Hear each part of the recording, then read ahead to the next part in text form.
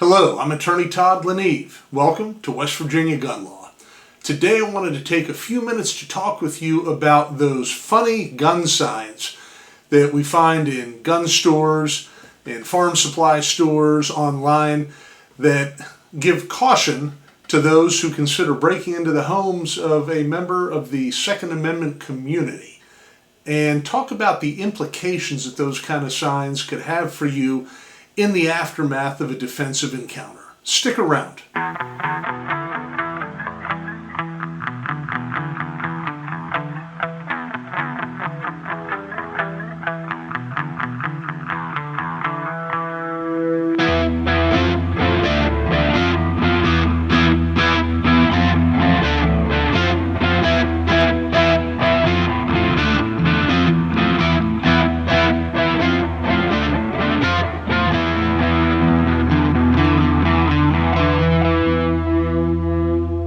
So a friend of mine brought me this sign just today, and it's something that we've been talking about for a while, and certainly amusing. And we'd actually been talking about the whole idea of these kinds of signs and the implications that they may have for you in court proceedings following some sort of defensive encounter that may take place in your home.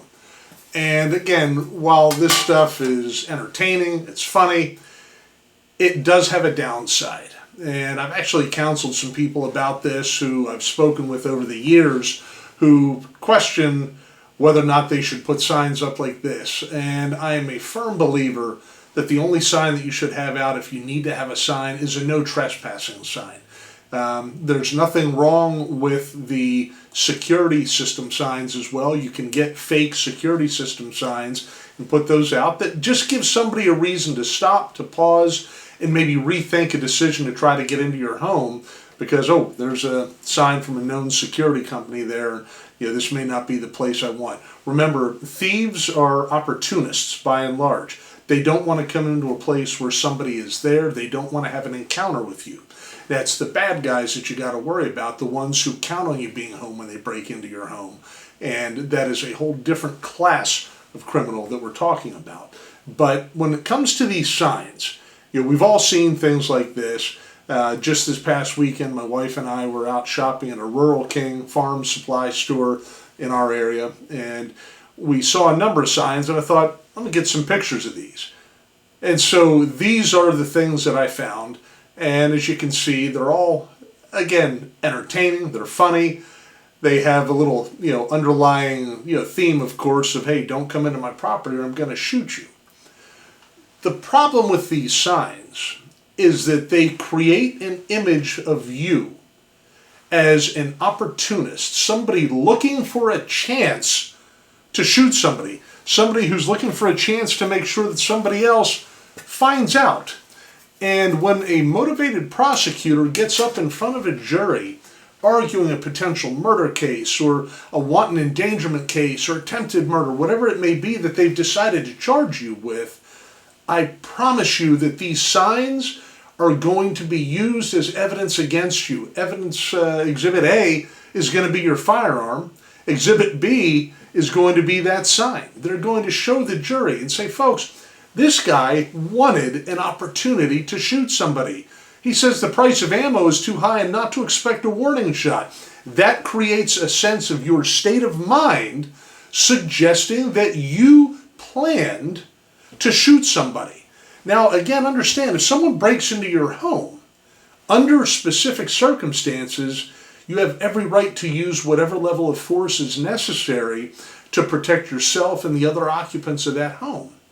And that's a video that we can talk about at another time because it is a pretty good topic. But the point here is that if you find yourself in a scenario where you have to protect yourself and your family against a home invader, the last thing that you want to do is take the focus off of your lawful actions, your lawful decision to protect yourself, to protect your family, by letting a sign come into consideration. And again, a good motivated prosecutor is going to be able to take that sign and create a whole new set of facts that a jury is going to have to consider in its deliberations. The only thing you want that jury considering in its deliberations are the facts surrounding your need to protect yourself against a home invader. And while this is certainly First Amendment protected speech, the reality is, if you have these signs out there when you've defended yourself, they're going to become a factor in your criminal prosecution. So in order to keep the focus where it needs to be, and again, that is solely on the fact that a bad guy decided to come into your home without invitation and with an evil purpose in mind, you're going to have a problem because you've got this sign that's out there. You don't want that to be a factor in your case. So enjoy these signs. Have them, if you've got to have them, put them in a man cave, put them in your garage, your shop, whatever the case might be. Don't display them on the front door of your home. Don't display them on the property lines, on the fence, on your mailbox.